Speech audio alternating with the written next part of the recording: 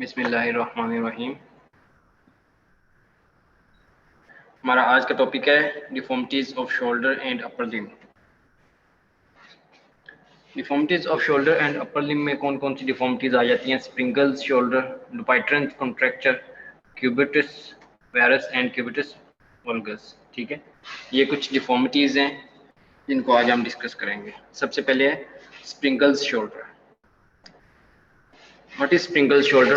It is a rare congenital anomaly which arises from interruption of normal caudal migration of the scapula and is characterized by the elevation and medial rotation of the scapula. caudal का मतलब होता है कि head and की तरफ। ठीक है, ये एक congenital anomaly है। ठीक है, which arise from interruption of the normal caudal migration। इसमें क्या होता है कि normal caudal migration जो है स्कैपुला की, नॉर्मली जिस जगह पे उसने जाना है उसमें इंटरप्शन आ जाती है of the scapula and is characterised by the elevation and medial rotation.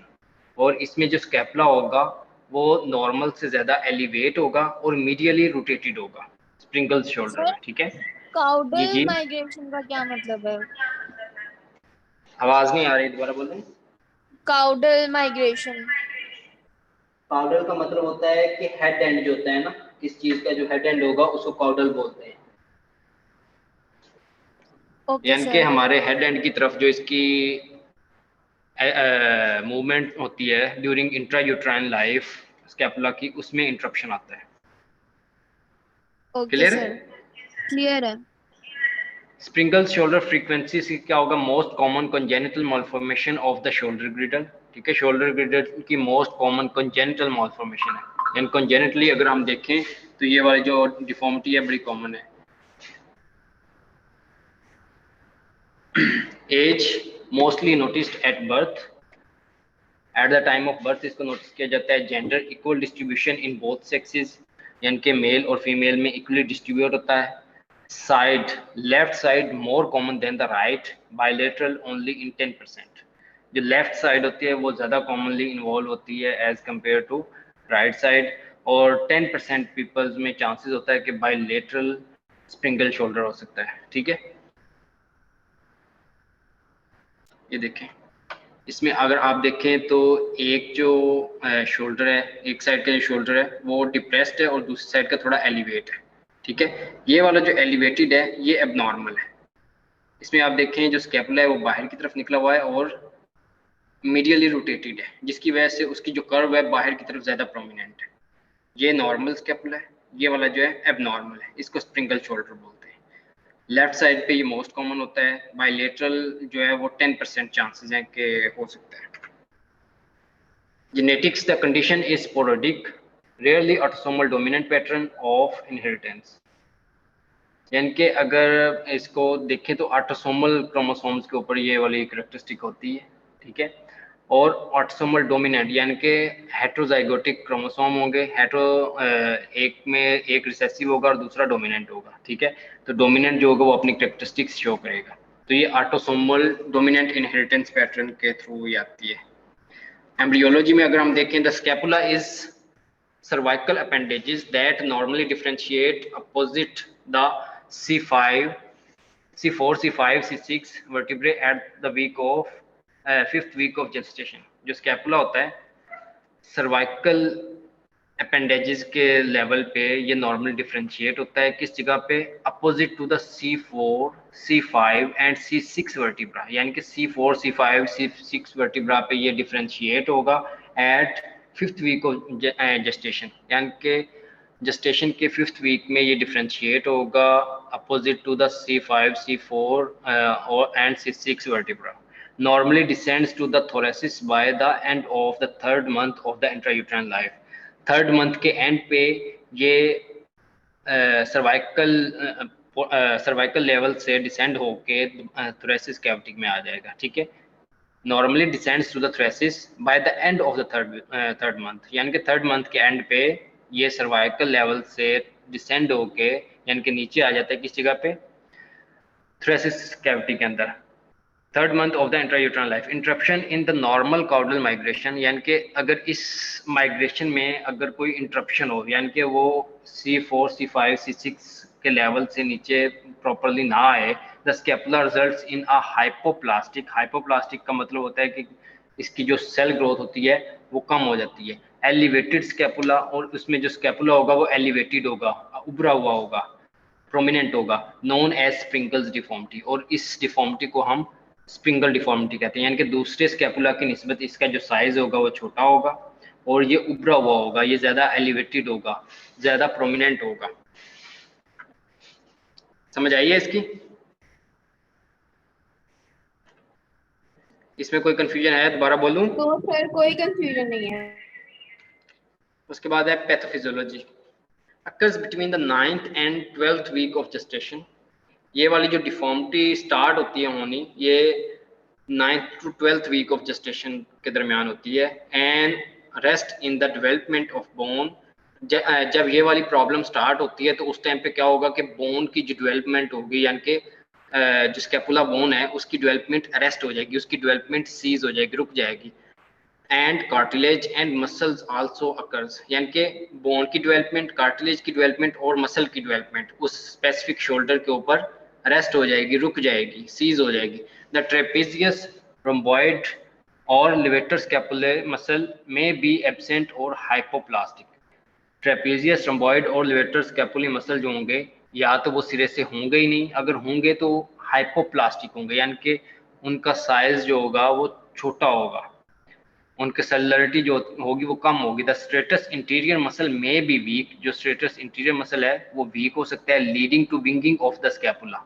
ठीक है, विंगिंग ऑफ स्कैपुला में क्या होता है कि जब पेशेंट को कहते हैं कि दीवार के साथ अपने बाजू लगाओ, तो उसके नतीजे में उसका जो स्कैपुला होगा, जो प्रोमिनेंट यानी कि अफेक्टेड स्कैपुला होगा, वो अच्छा खासा प्रोमिनेंट हो जाएगा, जिसको हम विंगिंग ऑफ द स्कैपुला बोलते हैं। ठीक है, तो स्टेटस इंटीरियर मसल की जब वीकनेस होगी तो उसकी वजह से विंगिंग ऑफ स्कैपुला वाली जो डिफॉर्मिटी है वो नजर आएगी।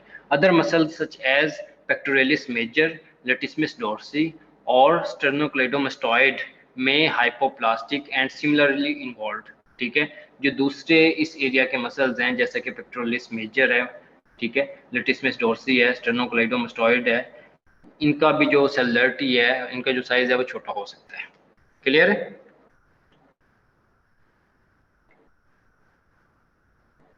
क्लियर है भाई?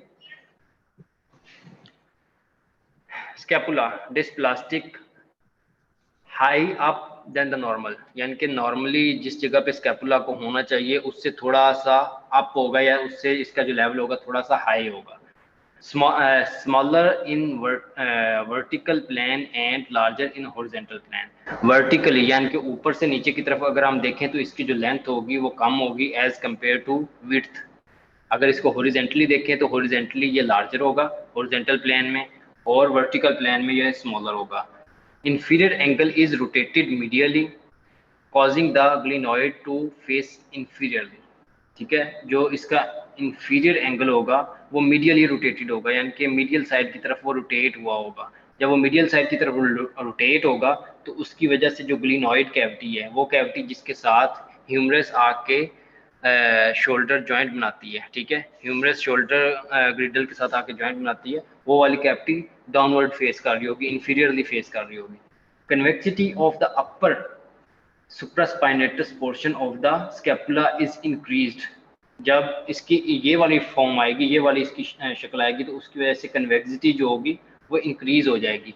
And curvature of the clavicular shaft is increased, और क्लेविकुलर शाफ्ट का जो कर्वेचर होगा, कर्व जो होगी वो इंक्रीज हो जाएगी।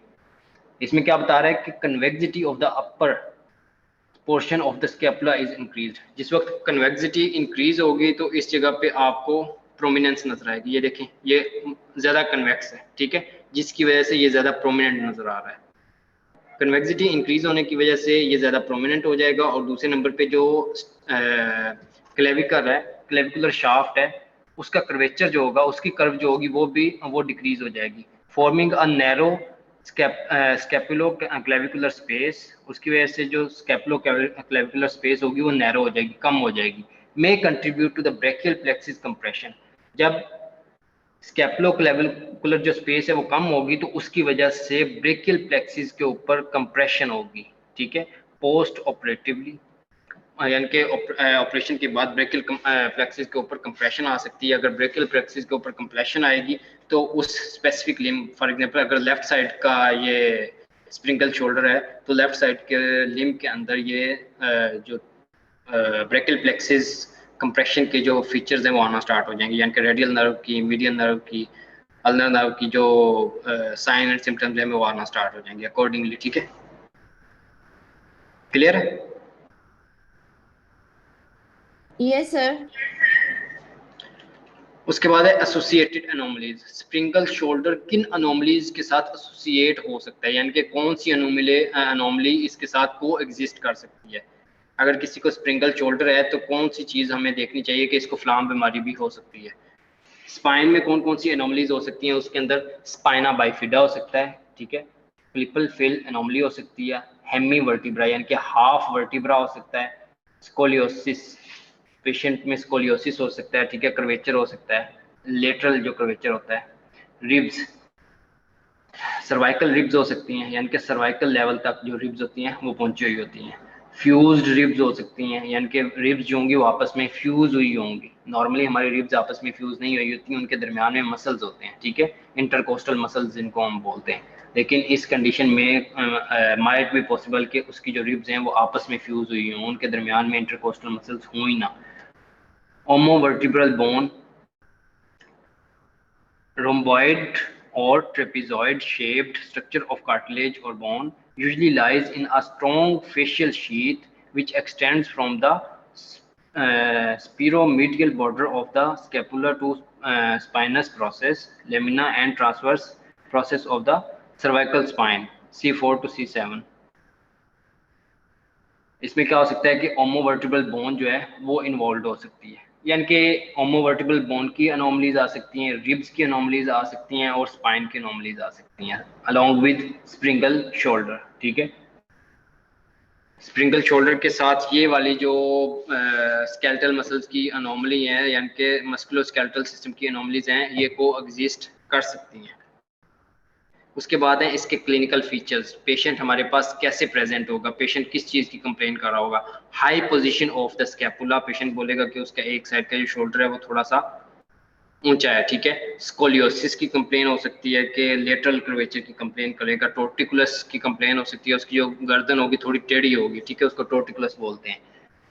Caput obstipum, asymmetric distortion of the skull, ठीक है, इसमें जो स्कल होगा वो एसिमेट्रिकली डिस्टॉर्टेड होगा, यानी कि उस स्कल को अगर हम देखेंगे तो दोनों साइडें जो स्कल की हैं राइट और लेफ्ट के अंदर हमको एसिमेट्री नजर आएगी, एक जैसा नजर नहीं आएगा, थोड़ी बहुत कोई एबनॉर्मेलिटी नजर आएगी।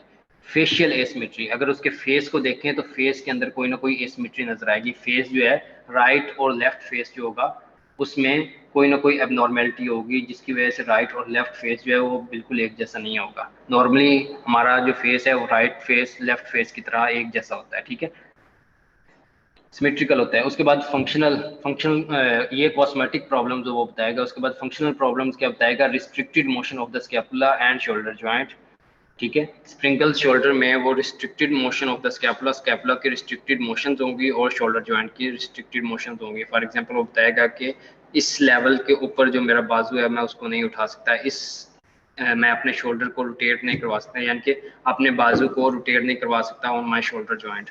ये इस तरह की कुछ कंप्लेंट्स वो करेगा। Is that clear? Yes sir. उसके बाद है clinically the severity of the elevation of scapula has been described by Cavendish in 1972 as grade 1, grade 2, grade 3 and grade 4. Grade 1 very mild, shoulders level जो होगा वो almost normal होगा। Deformity is invisible when patient is dressed. Patient ने अगर dressing की हुई होगी, shirt वगैरह पहनी हुई होगी, तो आप उसको यानी कि डिफ्रेंशिएट नहीं कर सकते। आप ये नहीं कह सकते कि यानी कि डिफॉर्मिटी इतनी कम होगी कि आप उसको, अगर उसने शर्ट वगैरह पहनी हुई है तो आप उस डिफॉर्मिटी को डिटेक्ट नहीं कर सकेंगे। ग्रेड 2 में क्या है, माइल्ड डिफॉर्मिटी होगी। शोल्डर्स ऑलमोस्ट लेवल, जो शोल्डर्स जो होंगे वो ऑलमोस्ट सेम लेवल के ऊपर होंगे। Deformity visible as lump in the web of the neck when patient is dressed, ठीक है। इसमें क्या होगा, पेशेंट ने जब ड्रेसिंग की हुई होगी तो नेक वाली साइड पे एक लंप थोड़ा सा उभरा हुआ फील होगा, उसके अलावा ऑलमोस्ट नॉर्मल नजर आएगा। ठीक है, इसमें भी डिफॉर्मिटी का इतना ज़्यादा पता नहीं चलेगा। उसके बाद है मॉडरेट स्प्रिंगल शोल्डर, जिसको हम ग्रेड 3 का नाम देते हैं। Shoulder joint is elevated 2 to 5 centimetres, deformity is visible. इसमें क्या होगा, ये शोल्डर जॉइंट होगा वो 2 से 5 सेंटीमीटर तक एलिवेट होगा, यानी कि अगर लेफ्ट शोल्डर की डिफॉर्मिटी है तो लेफ्ट शोल्डर राइट शोल्डर से 2 से 5 सेंटीमीटर ऊंचा होगा। डिफॉर्मिटी विल बी विजिबल, जो डिफॉर्मिटी होगी बड़ी इजीली बंदा दूर से देखेगा तो उस डिफॉर्मिटी को पिक कर देगा कि हाँ भी इसको स्प्रिंगल शोल्डर है। उसके बाद है grade 4 severe, shoulder joint is elevated, superior angle of the scapula near the occiput. जो इसमें एंगल ऑफ द स्कैपुला होगा वो ऑक्सीपिटल बोन के ऑलमोस्ट नज़दीक होगा, यानी कि ऑक्सीपिटल बोन जिस लेवल पे होती है उस लेवल के ऊपर जो स्कैपुला का एज होगा उस लेवल के ऊपर पहुंचा हुआ होगा, यानी कि इतना ज़्यादा वो शोल्डर जो अफेक्टेड शोल्डर होगा वो एलिवेट हुआ होगा। Is that clear? क्लियर चारों सर। ग्रेड समझ आ गए? यस सर, समझ आ गए। ये देखें एक्सरे के ऊपर किस तरह की अपीयरेंस नजर आएगी। The X-ray appearance are characteristic showing the unduly high situation of the scapula। ये देखें ये स्कैपुला है, ठीक है, ये एज स्कैपुला का अगर इसको देखें तो नॉर्मली स्कैपुला इस लेवल पे होना चाहिए, इस लेवल के ऊपर। ठीक है, ये लेवल किस जगह तक पहुंचा हुआ है, इजीली आप डायग्नोज कर सकते हो कि ये स्प्रिंगल शोल्डर, जिस पेशेंट का ये एक्सरे है उसको स्प्रिंगल शोल्डर है। ठीक है, उसके बाद है CT scan, computed tomography scan. CT scan with three-dimensional reconstruction may be performed to visualize the pathoanatomy of the affected region and to visualize the omovertebral bar। CT scan एक हमको 3 डायमेंशनल व्यू देता है। ठीक है, x ray के ऊपर हम only 1 directional view देख रहे होते हैं, ठीक है, सिर्फ एक साइड देख रहे होते हैं, लेकिन CT स्कैन हमें 3 डायमेंशनल व्यू देगा। तो उसमें हम देखेंगे कि बोन किस तरीके से उसकी जो अनेटमी है वो एबनॉर्मल है। ठीक है, उसकी पैथोनेटमी हम चेक करेंगे कि किस जगह पे किस तरीके से कितनी अनेटमी जो है उसकी एबनॉर्मल है। और ओमोवर्टिब्रल बार जो एक शोल्डर जॉइंट बनाने के लिए एक बोन होती है उसमें कितनी डिफॉर्मिटी है। CT स्कैन में also help in planning the surgery.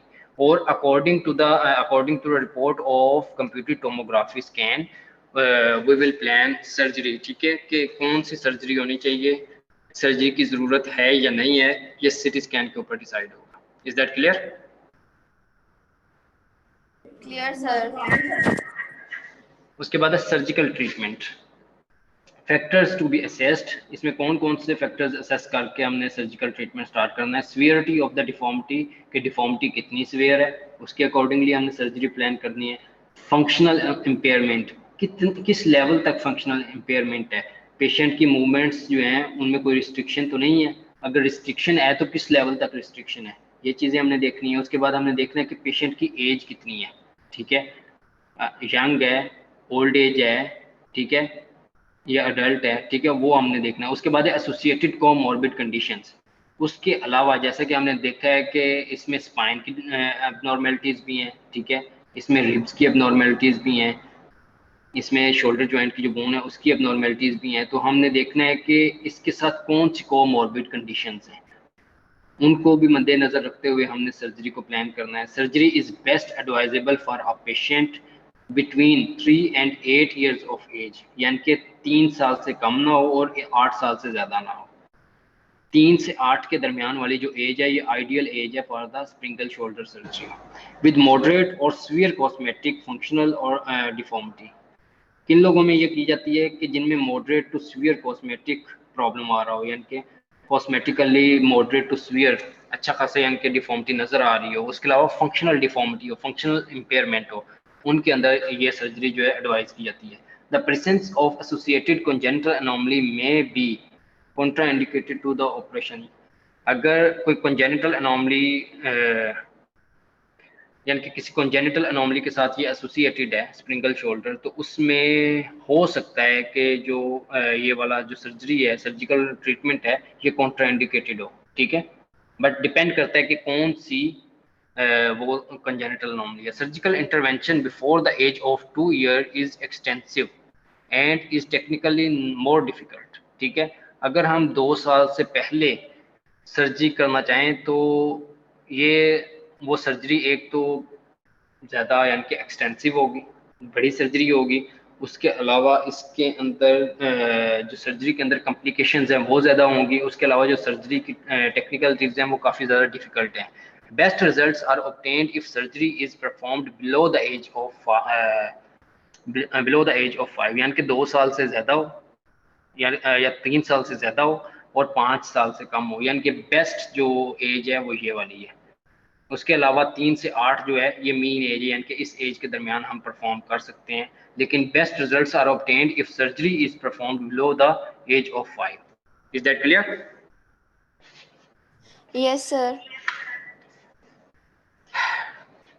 The surgical procedure involves a combination of scapular lowering with either the shift of the origin or the insertion of scapular muscles on the spine और scapula. इसमें क्या है कि scapular bone जो है उसको हमने यानी कि नीचे लेके आना है, अपने लेवल से वो ऊपर उठी हुई थी उसको हमने उसके लेवल पे लेके आना है। उसके अलावा जो मसल्स थे वो भी अब नॉर्मली अटैच होंगे, तो उन मसल्स की जो इंजर्शन है उनको भी हमने करेक्ट करना है।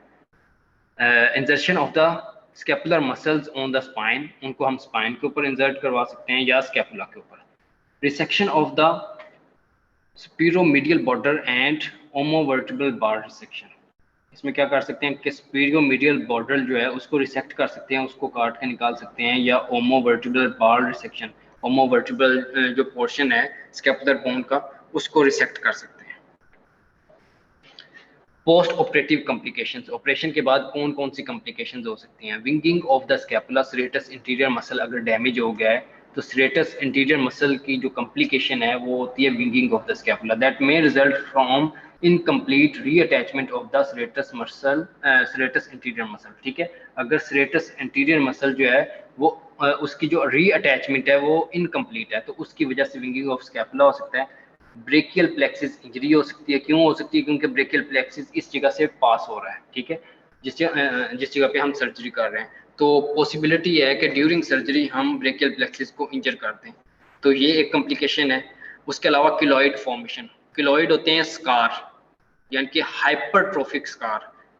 अगर नॉर्मली स्कार जो होते हैं उनका साइज नॉर्मल जितना होता है उससे अगर काफी ज्यादा बड़े बड़े स्कार बन जाएं, ठीक है, स्किन से ऊपर एलिवेटेड हों, उनको हम किलॉइड का नाम देते हैं।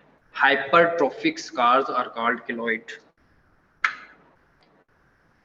उसके बाद है फिजियोथेरेपी आफ्टर सर्जरी, सर्जरी करने के बाद उस पेशेंट की क्या करवानी है? Physiotherapy. Gradual relaxed passive mobilisation of the shoulder and scapula, ठीक है।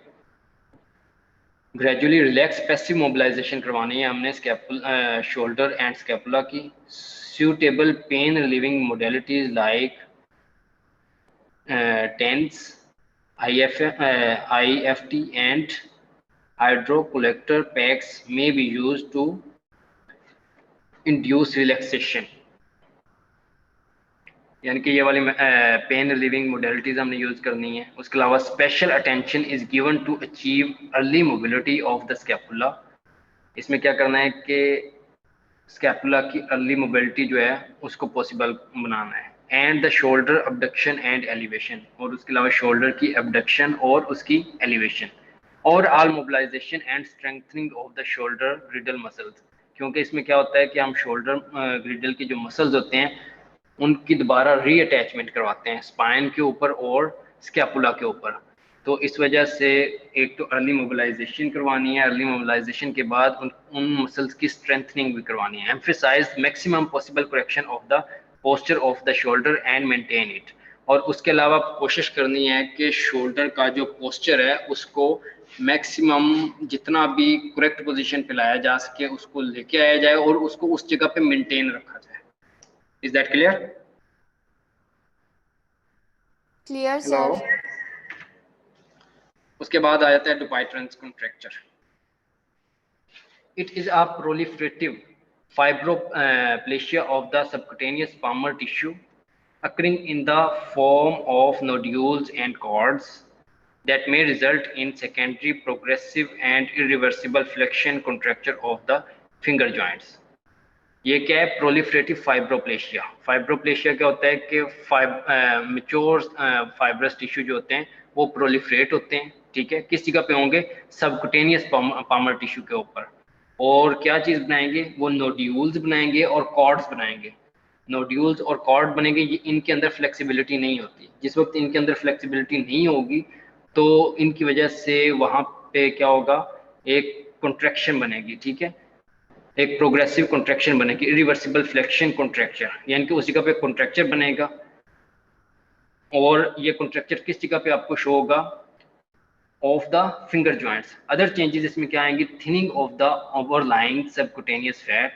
जिस जगह पे ये फाइब्रोप्लेशिया हो रहा है, जिस जगह पे फाइब्रस टिश्यूज जो हैं वो प्रोलिफरेट हो रहे हैं, उस जगह पे जो सबकुटेनियस फैट होगी वो कम होना स्टार्ट हो जाएगी, एडहेजन टू द स्किन। और ये जो फाइब्रस टिश्यूज होंगे ये स्किन के साथ अडहायर हो जाएंगे, स्किन के साथ जुड़ जाएंगे।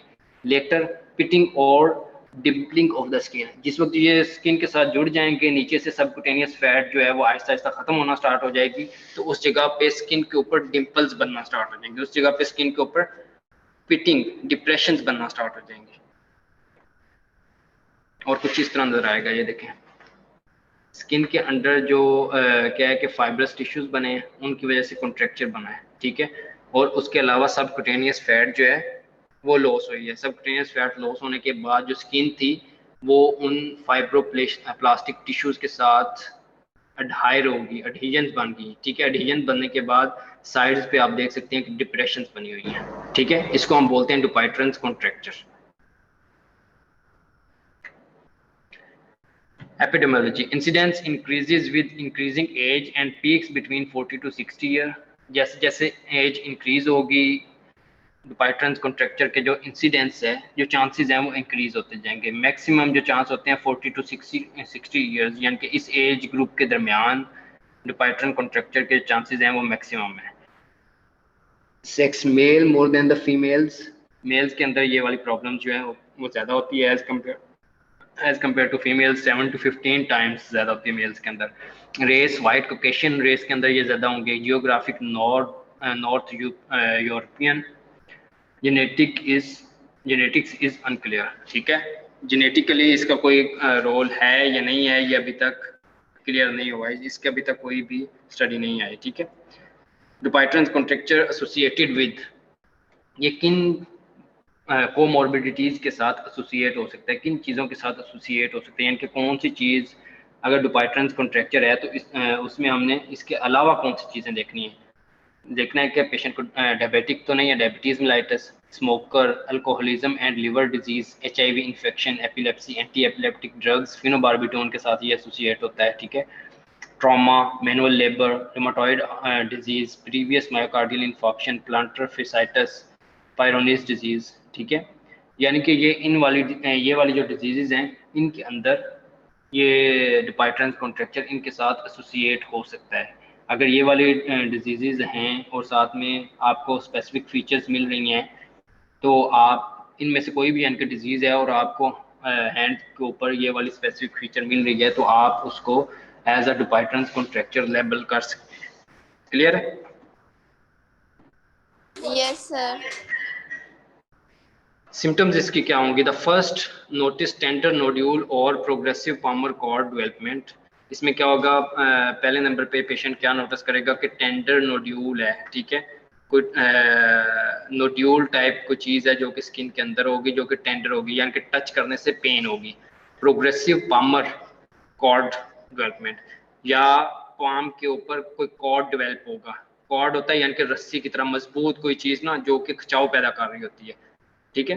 कोई कॉर्ड डेवलप होगा जो कि फिंगर्स को खिंचाव पैदा कर रहा होता है। मे बी पेनलेस, ये पेनलेस भी हो सकता है। And may avoid care until joint motion reduced, यानी कि जब तक जॉइंट मोशन रिड्यूस नहीं होती उस टाइम तक पेशेंट उसकी केयर नहीं करता। पेशेंट अपने काम से काम रखता है, ठीक है। सिम्टम्स में बी प्रेजेंट बायलेटरली, ये वाले जो सिम्टम्स हैं दोनों हाथों में प्रेजेंट हो सकते हैं, किसी के एक हाथ में होते हैं, किसी के दोनों हाथों में हो सकते हैं। With one hand occurring first, not necessarily dominant hand, ठीक है, यानी कि कोई भी हैंड इन्वॉल्व हो सकता है। MCP metacarpophalangeal joint affected first and then proximal interphalangeal joint, यानी कि सबसे पहले मेटाकार्पोफिलेंजियल जॉइंट, जो हमारे पाम एरिया की जो बोन्स हैं उनकी फिंगर्स की बोन के साथ जो कनेक्शन है उसको बोलते हैं मेटाकार्पोफिलेंजियल जॉइंट। सबसे पहले मेटाकार्पोफिलेंजियल जॉइंट इफेक्ट होंगे, उसके बाद उससे आगे वाले जो जॉइंट हैं, ठीक है, फिंगर्स के दरमियान, उनको बोलते हैं PIP प्रोक्सिमल इंटरफ्रेंजियल जॉइंट। उसके बाद वो प्रोक्सिमल इंटरफ्रेंजियल जॉइंट्स को इफेक्ट करेंगे। Ring and small finger effect first, सबसे पहले रिंग फिंगर और उसके बाद स्मॉल फिंगर इफेक्ट होती है आफ्टर पामर इन्वॉल्वमेंट, यानी कि पामर इन्वॉल्वमेंट के बाद ये वाली फिंगर्स सबसे पहले इफेक्ट होंगे। Palpable nodules and cords, firm nodule में टेंडर और टू पल्पेट, अगर फर्म नोड्यूल है, ठीक है, उसको अगर हम पल्पेट करते हैं तो पल्पेशन के दरमियान टेंडरनेस हो सकती है, पेन हो सकती है। Cords proximal to the nodules painless, proximal यानी कि नोड्यूल से पहले जो कॉर्ड लाइक स्ट्रक्चर होती है, ठीक है, जो एक हार्ड स्ट्रक्चर है जो कि खिंचाव पैदा कर रही है, अगर हम उसको टच करेंगे तो that may be painless. Atrophic groove और pits in the skin signify adherence to the underlying fascia. Skin जो होगी वो वहाँ पे आपको डिप्रेशन मिलेंगी दोनों साइड पे, कॉर्ड के इर्द गिर्द, यानी कि नोड्यूल और कॉर्ड के इर्द गिर्द आपको डिप्रेशन मिलेगी। इससे आपको ये पता चलेगा कि जो स्किन है वो अंडरलाइन फेशिया के साथ, अंडरलाइन टिश्यूज के साथ एडहेयर हो चुकी है, स्किन अंडरलाइन टिश्यूज के साथ उसकी एडहेजन्स बन चुकी हैं, जुड़ी हुई है। Tender knuckle pads over dorsal aspect of the PIP joint indicates aggressive disease, ठीक है। जो मेटाकार्पोफ्लेंजियल ज्वाइंट है, ठीक है, इस जगह पे जो पैड है वो सबसे पहले इफेक्ट होगा, PIP ज्वाइंट्स इफेक्ट होंगे। अगर ये इफेक्ट होंगे तो उस टाइम पे हम कहेंगे कि जो डिजीज है वो ऑलरेडी अग्रेसिव हो चुकी है, यानी कि जब इसने फिंगर्स के ज्वाइंट्स को इन्वॉल्व कर लिया है, दैट मीन्स उस टाइम पे जो डिजीज है वो फुल्ली तौर पे सेटल हो चुकी है। Is that clear? Clear is sir. That clear? उसके बाद है grade 1, thicken nodule and paint, skin thickening and puckering, full movement, ठीक है। ये वाला क्या है, ग्रेड 1 है। इसमें क्या है कि नोड्यूल तो है, जिस वक्त पेशेंट अपने जो फिंगर्स हैं उनको फ्लेक्स करता है या एक्सटेंड करता है उस टाइम पे उसको थोड़ा बहुत फील होता है, लेकिन उसकी जो मूवमेंट है वो फुल्ली अपने फिंगर्स को, अपनी पाम को मूव कर सकता है, ठीक है। Grade 2, pre-tendinous band involved, extension of fingers limited.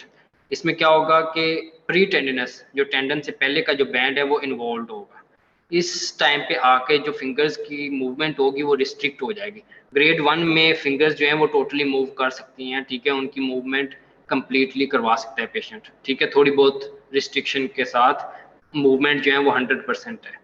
लेकिन ग्रेड 2 के अंदर फिंगर की फुल्ली मूवमेंट नहीं करवा सकेगा, क्यों? क्योंकि इस जगह पे नोड्यूल है, नोड्यूल यहाँ से पास आउट होके फिंगर तक नहीं जा रहा, जिसकी वजह से फिंगर को आप स्ट्रेट नहीं कर सकते। ग्रेड 3 में क्या है, फ्लेक्शन कॉन्ट्रैक्चर, इस जगह पे फ्लेक्शन कॉन्ट्रैक्चर हो जाएगा, यानी कि इतना खिंचाव पड़ा है कि जो फिंगर है वो बिल्कुल फ्लेक्स हो जाएगी, ठीक है, इसको बोलते हैं फ्लेक्शन कॉन्ट्रैक्चर, ग्रेड 3 कॉन्ट्रैक्चर, ठीक है। Is that clear? Yes sir. Basic pathology, myofibroblasts are the histologic hallmark of Dupuytren's contracture. Myofibroblasts कौन से होते हैं? Mature fibroblast, ठीक है, are the histologic hallmark of Dupuytren's contracture. अगर आपको Dupuytren's contracture के दरमियान मायोफाइब्रोब्लास्ट मिलते हैं तो ये एक हॉल मार्क है कि Dupuytren contracture ऑलरेडी सेट हो चुका है। इंक्रीज इन, ये मायोफाइब्रोब्लास्ट कब इंक्रीज होंगे? टाइप 3 कोलेजन अगर इंक्रीज हो जाएगी, total collagen, lysyl oxidase, glycosaminoglycans, increase in cellularity, ठीक है। जब ये वाली चीजें इंक्रीज होंगी तो वहां पे फाइब्रोब्लास्ट होंगे वो इंक्रीज हो जाएंगे, जो कि हाल मार्क हैं डुपाइट्रेंस कॉन्ट्रैक्चर का। पैथोजेनेसिस देखते हैं, local ischaemia at the microvascular level increases, यानी कि माइक्रोवास्कुलर लेवल पे जो इस्कीमिया होगा उसकी वजह से क्या होगा इन fibroblast and related cell types, उससे क्या होगा फाइब्रोब्लास्ट बनेंगे और उससे रिलेटेड जो सेल्स हैं वो बनेंगे। यानी कि जिस टाइम पे इस्कीमिया होगा इस जगह पे जो सेल्स हैं, ठीक है, इस जगह पे जो सेल्स थे नॉर्मल थी जिस टाइम पे स्किन, इस जगह पे अगर इस्कीमिया होना स्टार्ट हुआ तो ये सेल यहाँ पे डेथ होके वो आगे किस में कन्वर्ट होना स्टार्ट हो गया, फाइब्रोब्लास्ट के अंदर। किसी जगह पे जब सेल डेथ होती है तो वहां पे फाइब्रोब्लास्ट उसको रिप्लेस करते हैं, ठीक है। Related cell types fibroblast and related cell type fibroblast then organise themself along the line of stress. जिस जिस जगह पे ये इस्कीमिया हो रहा था उस लाइन के ऊपर जो फाइब्रोब्लास्ट होंगे अपने आप को ऑर्गेनाइज करना स्टार्ट करेंगे। जिस वक्त अपने आप को ऑर्गेनाइज करेंगे तो वहां पे क्या किस चीज की फॉर्मेशन होगी, कॉर्ड्स की। कॉर्ड्स क्या करवाएंगे, डिफॉर्मिटी करवाएंगे। कॉर्ड्स ने क्या करवाना है कि खिंचाव पैदा करना है, जिस वक्त खिंचाव पैदा होगा तो वहां पे डिफॉर्मिटी पैदा होगी, ठीक है। Ischaemia leads to free radical production, यानी कि इस्कीमिया की वजह से क्या होगा, एनऑर्बिक ऑक्सीजन होगी, एनऑर्बिक ऑक्सीजन की वजह से फ्री रेडिकल्स बनेंगे। Free radicals will increase cell fibroblast, free radicals की वजह से फाइब्रोब्लास्ट उस जगह पे इंक्रीज होना स्टार्ट हो जाएंगे, ठीक है।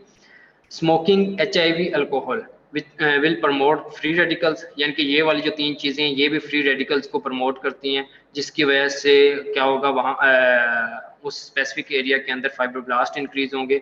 फाइब्रोब्लास्ट ने क्या करवाना है कि उस जगह पे कोड्स बनवाने हैं, कोड्स की वजह से वहाँ पे डिफॉर्मिटी होगी। Increase fibroblast vasoconstriction which will cause ischaemia, ischaemia की वजह से जो फ्री रेडिकल्स हैं उनकी मजीद प्रोडक्शन होगी, मजीद प्रोडक्शन होगी तो उस स्पेसिफिक एरिया के जो सेल्स हैं उनकी डेथ होना स्टार्ट हो जाएगी, उस जगह पे फाइब्रोब्लास्ट आना स्टार्ट हो जाएंगे। फाइब्रोब्लास्ट अपने आप को ऑर्गेनाइज करके कॉर्ड बनाएंगे, कॉर्ड की वजह से डिफॉर्मिटी होगी। Is that clear? Yes sir. PDGF platelet drive growth factor, ठीक है। Fibroblast drive growth factor, TGF be increased collagen production. और ये वाले जो केमिकल्स हैं, ठीक है, ये वाले जो केमिकल्स हैं ये क्या करवाएंगे, कोलेजन की प्रोडक्शन को इंक्रीज कराएंगे। जब कोलेजन की प्रोडक्शन इंक्रीज होगी मायोफाइब्रोब्लास्ट आर मोर सेंसिटिव, ठीक है, और उसकी वजह से क्या होगा मायोफाइब्रोब्लास्ट जो होंगे वो इंक्रीज होंगे, यानी कि जो मेच्योर फाइब्रोब्लास्ट टिश्यू होते हैं। डायग्नोसिस इसकी क्या कैसे होगी, हिस्ट्री लेंगे, पेशेंट हिस्ट्री देगा कि पहले आहिस्ता आहिस्ता इस जगह पे नोड्यूल बना, नोड्यूल को जब मैं टच करता तो पेन होती थी, ठीक है। आहिस्ता आहिस्ता इस जगह पे क्या होगा, खिंचाव पड़ना स्टार्ट हुआ। खिंचाव की वजह से पहले खिंचाव थोड़ा था, मैं अपनी उंगलियां जो थी उनको सीधा कर सकता था, ठीक है। आहिस्ता आहिस्ता क्या हुआ कि मेरी उंगलियों को इतना खिंचाव पड़ना स्टार्ट हो गया कि अब जोर लगाने से भी मेरी जो उंगली है वो सीधी नहीं हो रही, ठीक है। इस तरह की कुछ पेशेंट हिस्ट्री देगा। उसके बाद आपने फिजिकल एग्जामिनेशन करना है। Positive table top test, table के ऊपर पेशेंट का हाथ रखेंगे, जो उसका मिडल वाला पोर्शन होगा वो टेबल की जो बेस होगी उसको टच नहीं कर पाएगा। The distance marked should be 0 in normal, यानी कि दरमियान में कोई डिस्टेंस नहीं होना चाहिए, 0 डिस्टेंस होना चाहिए नॉर्मल हैंड में, with a negative table top test, ठीक है। अगर डिस्टेंस 0 होगा तो उसको नेगेटिव टेबल टॉप टेस्ट कहेंगे, ठीक है। अगर टेबल टॉप टेस्ट जो है वो पॉजिटिव है दैट मींस इस पेशेंट को डिपाइट्रेंस कॉन्ट्रैक्चर ऑलरेडी डेवलप हो चुका है। Is that clear?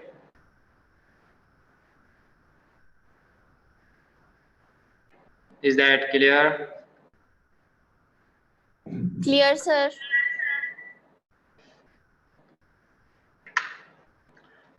Non operative management. अब इसकी नॉन ऑपरेटिव मैनेजमेंट क्या है, कोलाजिनेज इंजेक्शन।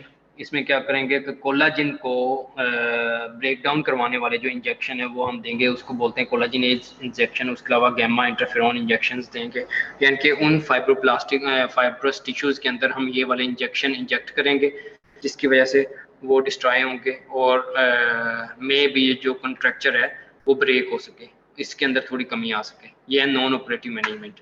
उसके बाद है operative management. Treatment options include radical versus selective versus segmental fasciotomy, ठीक है। या तो रेडिकली वो जो फेशिया होगा उसको रिसेक्ट कर देंगे, या सिलेक्टिव पोर्शन उसका रिसेक्ट करेंगे, या कुछ छोटा सा सेगमेंट जो होगा उसको निकालेंगे, या टोटल फेशियोटोमी कर सकते हैं। उस हैंड की एम्पुटेशन कर सकते हैं अगर उसकी वजह से कोई ज़्यादा प्रॉब्लम्स आ रही हैं, ठीक है। Joint resection and arthro disease करवा सकते हैं, यानी कि जिस जॉइंट के ऊपर ये वाला प्रॉब्लम हो रहा है, जिस जॉइंट के ऊपर डुपाइट्रेंस कॉन्ट्रैक्चर हो रही है, ठीक है, उस जॉइंट की रिसेक्शन करके उन बोन्स को आपस में जोड़ देंगे, यानी कि उस जॉइंट को ख़त्म करके उस बोन को आपस में बिल्कुल जोड़ देंगे, दो बोन्स को आपस में फ्यूज़ करवा देंगे, उसको बोलते हैं जॉइंट रिसेक्शन एंड आर्थोडेहिसिस। कॉम्प्लिकेशंस इसकी क्या हो सकती हैं? इंट्राऑपरेटिव कॉम्प्लिकेशन में डिजिटल नर्व डिवीजन, यानी कि जो फिंगर्स की तरफ नर्व्स जा रही हैं ऑपरेशन के दरमियान, वो नर्व्स जो हैं वो डैमेज हो सकती हैं। हेमाटोमा फॉर्मेशन, उस जगह पे ब्लीड होके वहाँ पे हेमाटोमा बन सकता है, ब्लड इकट्ठा हो सकता है। Vascular compromise of a digit, operation के दरमियान उस जगह पे कंप्रेशन की वजह से वस्कुलर कंप्रोमाइज हो सकता है, ठीक है, यानी कि ब्लड सप्लाई जो है वो कंप्रोमाइज हो सकती है। पोस्ट ऑपरेटिवली कौन सी कॉम्प्लिकेशंस आ सकती हैं? पेशेंट कंप्लायंस जो है वो कम हो सकती है। पेशेंट अपनी फिंगर्स को जिस तरीके से डॉक्टर ने एडवाइस किया कि इनको मूव करना है, जो जो मेडिकेशन दी हैं उनको प्रॉपरली यूज़ ना करे। Recurrence up to 63%। सर्जरी के बाद भी जो रिकरेंस है, यानी कि ये वाली जो प्रॉब्लम है दोबारा हो सकती है, कितना चांसेस हैं? 63% चांसेस हैं कि ये वाली प्रॉब्लम दोबारा डेवलप हो सकती है। उसके बाद है cubitus varus, forearm deviated inward with respect to arm at elbow with resulting lateral angulation in full extension। जो फोर आर्म होगा इनवर्ड यानी कि बॉडी वाली साइड की तरफ डेविएट होगा जिस वक्त उसको एक्सटेंड करेंगे फोर आर्म को, ठीक है, पाम्स जो हैं वो सामने की तरफ फेस कर रही हों और फोर आर्म्स को फुल्ली एक्सटेंड करें। अगर तो वो मीडियल साइड पे बॉडी की तरफ बेंड हो रहे हैं तो उसको हम बोलेंगे क्यूबिटस वेरस, ठीक है। Reduction of physiological valgus 5 to 15 degree, males के अंदर 5 डिग्री तक हो सकता है, फीमेल्स के अंदर 10 to 15 डिग्री तक ये वाली जो एंगुलेशन है ये हो सकती है। ये देखें, ये एक नॉर्मल आर्म है, ठीक है। अगर ये लेटरल साइड की तरफ यानी कि बाहर की तरफ लेटरल साइड की तरफ एंगुलेट हो तो उसको क्यूबिटस वल्गस बोलते हैं। अगर वो मीडियल साइड की तरफ यानी कि बॉडी वाली साइड की तरफ डेविएट हो तो उसको क्यूबिटस वेरस बोल सकते हैं। आपने माइक ऑफ रखें। उसके बाद है क्यूबिटस वेरस की बात करते हैं। Normally forearm is aligned in valgus with respect to arm in full extension with medial angulation. Looks gun stock deformity, gun stock deformity में क्या होगा? वही मीडियल साइड की तरफ ये रोटेटेड होता है, ठीक है। क्यूबिटस वेरस को गन स्टॉक डिफॉर्मिटी का नाम भी दिया जाता है। Looks like a loading stock of old long barrel gun, ठीक है। जिस टाइम पे उसको लोडिंग की जाती है जो उसकी शेप होती है गन की, उस तरह की ये डिफॉर्मिटी आपको नजर आएगी।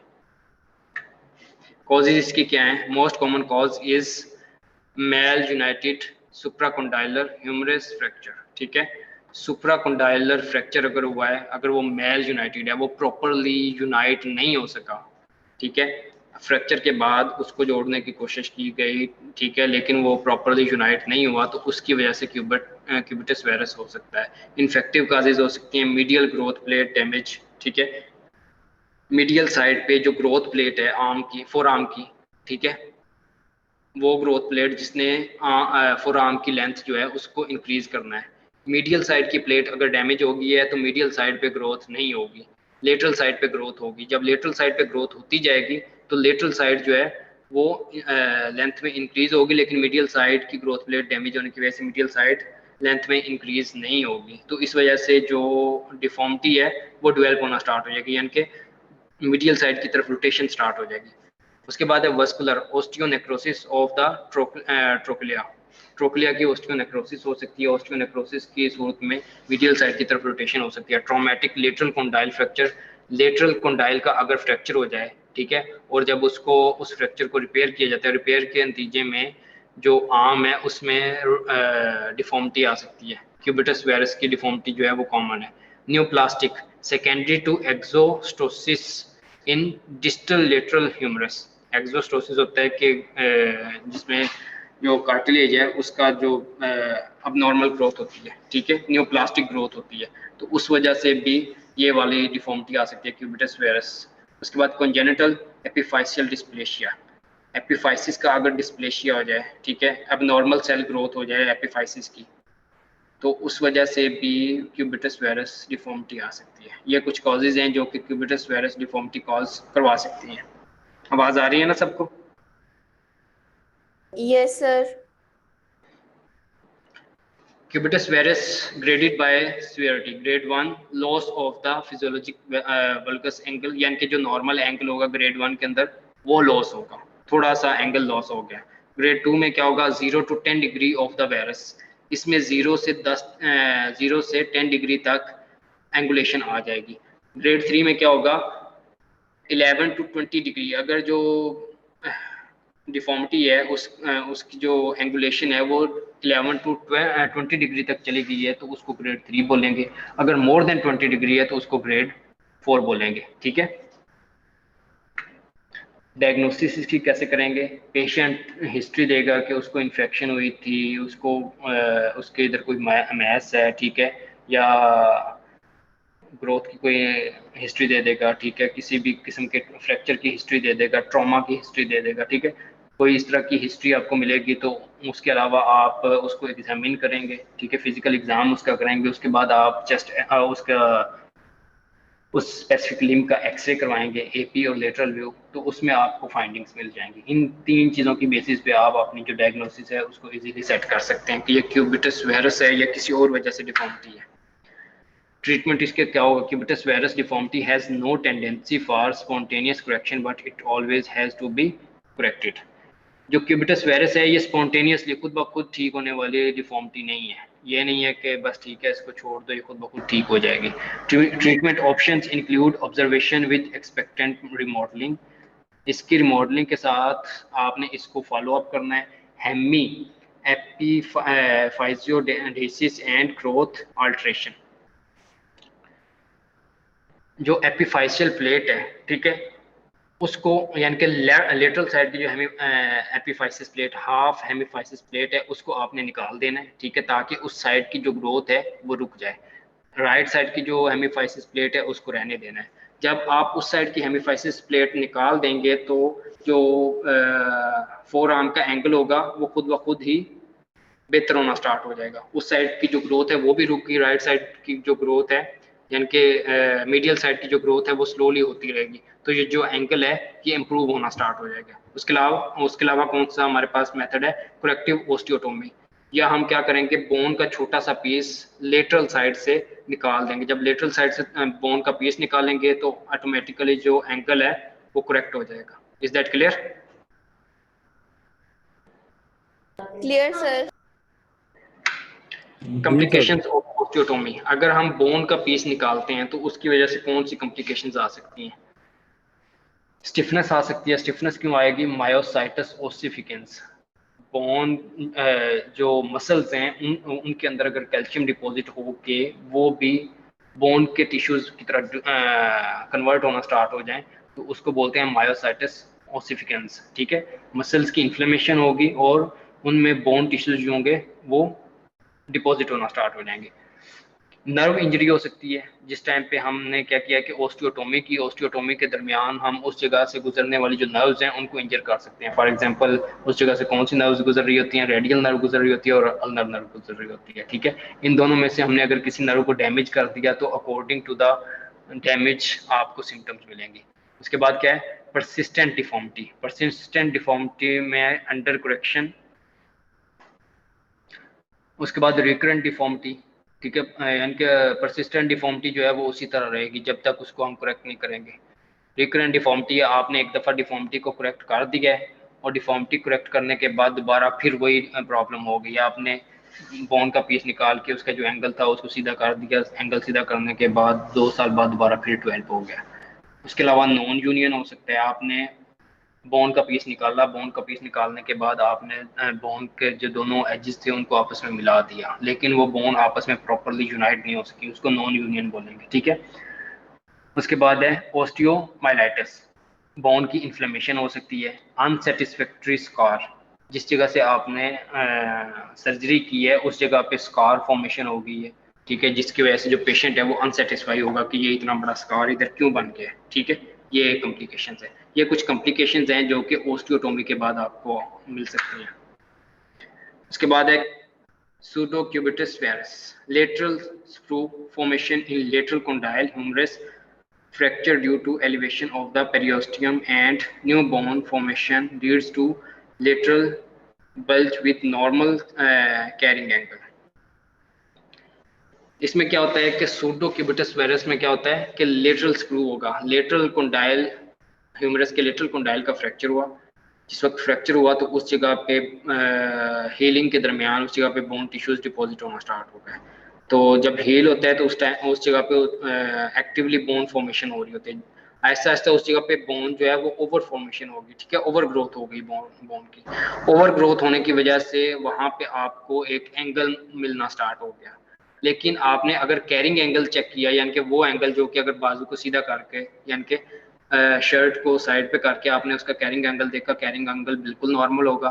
अगर वैसे आप देखेंगे तो बोन की वजह से आपको थोड़ा सा, यानी कि बोन की ओवर ग्रोथ की वजह से आपको थोड़ा सा एंगल जो है वो डिफॉर्म मिलेगा, ठीक है। मीडियल साइड की तरफ जो आर्म है, फोर आर्म जो है वो रोटेटेड मिलेगा। लेकिन अगर उसका एक्चुअल में हम कैरिंग एंगल एक्सरे के ऊपर चेक करेंगे वो बिल्कुल नॉर्मल मिलेगा। Is that clear? Clear, sir. इसके बाद क्यूबिटस वल्गस। हमने अब तक बात की है क्यूबिटस वायरस की, जिसमें मीडियली रोटेट होता है, मीडियली फोर आर्म जो है रोटेट होता है। When carrying angle is increase so that the four arm abducted, उसमें एडक्शन होती है, इसमें एबडक्शन होगी, यानी कि लेटरली एबडक्ट होगा जो फोर आर्म होगा, so that the forearm abducted excessively in relation to the upper end. The deformity is known as cubitus valgus. इसमें जो forearm होगा laterally abduct होगा. It is a rare deformity seen as a complication of fracture of lateral condyle of the humerus. कि किस time पे ये वाली आपको कॉम्प्लिकेशन मिल सकती है? जिस टाइम पे ह्यूमरस के लेटरल एपिकॉन्डाइल का फ्रैक्चर होगा उस टाइम पे आपको ये वाली जो कॉम्प्लिकेशन है मिल सकती है। दोबारा से देखें, मीडियल साइड पे अगर मीडियल साइड की तरफ अगर फोर आर्म रोटेटेड है तो उसको क्यूबिटस वायरस बोलते हैं। अगर कोई कैरिंग एंगल जो है उसमें कोई चेंज नहीं है, वो नॉर्मल होगा। अगर वो लेटरल साइड की तरफ मूव कर गया है, ठीक है, कैरिंग एंगल जो है वो लेटरल साइड की तरफ चला गया है तो उसको हम क्यूबिटस वल्गस Yes, बोलेंगे, ठीक है। valgus. Yes, sir. उसके बाद है कॉजेज इसकी क्या है? Previous fracture of the lower end of the humerus और capitulum with malunion. Lower end of humerus का फ्रैक्चर हुआ है जो कि प्रॉपरली यूनाइट नहीं हुआ, तो उस कंडीशन में क्यूबिटस वल्गस के चांसेस हैं। Interference with the epiphyseal growth on the lateral side from injury और इन्फेक्शन। लेटरल साइड की जो एपिफाइशियल ग्रोथ है वो यानी कि बोन का वो पोर्शन जो कि फोर आर्म की बोन को लंबा करता है, फोर आर्म की बोन की ग्रोथ करवाता है, ठीक है, वहां पे अगर इंजरी या इन्फेक्शन की वजह से उस ग्रोथ प्लेट को, लेटरल साइड की ग्रोथ प्लेट को कोई प्रॉब्लम हो गई है तो उस कंडीशन में लेटरल साइड की जो ग्रोथ है वो अरेस्ट हो जाएगी। जब लेटरल साइड की ग्रोथ अरेस्ट हो जाएगी, मीडियल साइड की ग्रोथ उसी तरह होती रहेगी। जब मीडियल साइड की ग्रोथ होती रहेगी तो मीडियल साइड पे बोन जो है वो इलोंगेट होगी। जिस वक्त इलोंगेट होगी तो जो फोर आर्म है वो लेटरल साइड की तरफ उसका कैरिंग एंगल जो होगा वो इंक्रीज हो जाएगा। उसके अलावा क्यूबिटस वल्गस जो है वो आपको टर्नर सिंड्रोम के अंदर मिल सकता है। क्लिनिकल फीचर्स इसके क्या होंगे? विजिबल डिफेक्ट, कॉस्मेटिक डिफेक्ट होगा, यानी कि विजिबल कॉस्मेटिक डिफेक्ट है। उसके अलावा सेकेंडरी टॉर्डी अर्नल नर्व पाल्सी इसमें आपको मिलेगी। सेकेंडरी टॉर्डी अर्नल नर्व पाल्सी क्या चीज़ है ये हम आगे देख लेते हैं, आगे लिखा हुआ है। डायग्नोसिस इसकी क्या है, कैसे बनेगी? पेशेंट हिस्ट्री देगा कि उसका ह्यूमरस का फ्रैक्चर हुआ है या कैपिचुलम का फ्रैक्चर हुआ है, ठीक है। उसके अलावा पेशेंट हिस्ट्री दे सकता है कि उसके एल्बो जॉइंट के ऊपर कोई इन्फेक्शन हुई थी या कोई इंजरी हुई थी, इस तरह की कोई हिस्ट्री दे सकता है। फिजिकल एग्जामिनेशन हम करेंगे, ठीक है, और उसके अलावा एक्सरे के ऊपर उसको कंफर्म करेंगे कि जो एंगल है, कैरिंग एंगल है, वो लेटरल साइड पे इंक्रीज हुआ है या नहीं हुआ, ठीक है। इन चीज़ों के ऊपर Yes, हम sir. डायग्नोसिस जो है उसको सेट करेंगे।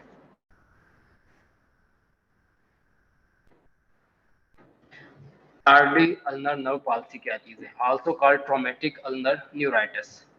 न्यूराइटिस का मतलब क्या होता है? Inflammation of the nerve. Ulnar का मतलब क्या है? अल्नर नर्व, ठीक है। Because of friction neuritis, ulnar nerve moves over the medial epicondyle every time the elbow is flexed and extend, ठीक है। क्योंकि इसमें क्या हो रहा है कि चूंकि जो अल्नर नर्व होती है वो मीडियल साइड पे होती है और एंगल बना हुआ है मीडियल साइड की तरफ, ठीक है।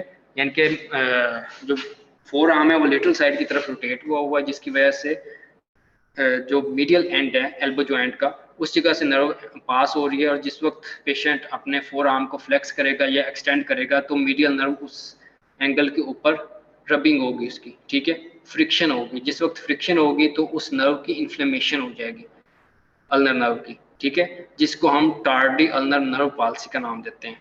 क्लिनिकल फीचर इसमें क्या आएंगे, टिंगलिंग और नंबनेस आएगी, यानी कि पेशेंट कहेगा उसको सुइयां चुभती हैं, या उसका जो बाजू है वो कहेगा कि उसमें सेंसेशंस नहीं रहती, सो जाता है, ठीक है। Tingling and numbness in the distribution of the ulnar nerve, यानी कि अल्नर नर्व की जो जो एरिया ऑफ डिस्ट्रीब्यूशन होगा उन एरिया के अंदर उसको ये वाली कंडीशंस, ये वाली जो सेंसेशंस हैं वो फील होंगी। Incomplete lesion there may be paralysis of the intrinsic muscle supplied by the ulnar nerve, ठीक है। अगर कंप्लीट लीजन होगी यानी कि टार्डी अल्नर नर्व पाल्सी हो जाएगी, तो उस कंडीशन में क्या होगा, इंट्रिंसिक मसल सप्लाइड इम्पेयर होगी, और उसकी वजह से उन स्पेसिफिक मसल्स का पैरालिसिस हो जाएगी, यानी कि जिन मसल्स को अल्नर नर्व सप्लाई कर रही थी उन मसल्स का पैरालिसिस हो जाएगा। ट्रीटमेंट इसमें क्या होगा, mild deformity no treatment required, अगर डिफॉर्मिटी बिल्कुल माइल्ड है उसके लिए ट्रीटमेंट रिक्वायर्ड नहीं है। अगर मॉडरेट टू सीवियर है, medical medial closed edge wedge osteotomy, यानी कि मीडियल साइड से हम एक बोन का छोटा सा पीस निकालेंगे तो एंगल जो होगा वो स्ट्रेट हो जाएगा, ठीक है, एंगल जो होगा वो ठीक हो जाएगा। उसको उस प्रोसीजर को बोलते हैं मीडियल क्लोज्ड वेज ऑस्टियोटोमी, ठीक है, यानी कि बोन का एक छोटा सा पीस, वेज जो होता है पीस, मीडियल साइड से, ठीक है, वो निकालेंगे। Tardy nerve palsy anterior transposition of the ulnar nerve, अगर टार्डी नर्व पाल्सी हुई है तो हमने क्या करना है कि सर्जिकली ओपन करना है, मीडियन नर्व को उस बोन वाले एज से उठा के उसको एंटीरियर साइड पे फिक्स शिफ्ट कर देना, यानी कि जो फोर आर्म की एंटीरियर साइड है उस जगह पे शिफ्ट कर देना, ताकि उसकी फ्रिक्शन ना हो। जब फ्रिक्शन नहीं होगी तो टार्डी नर्व पॉलिसी जो है वो खुद ब खुद हील हो जाएगी, खुद ब खुद नॉर्मल पे आ जाएगा। Is that clear? Clear, sir. हाँ जी, अप टिल नाउ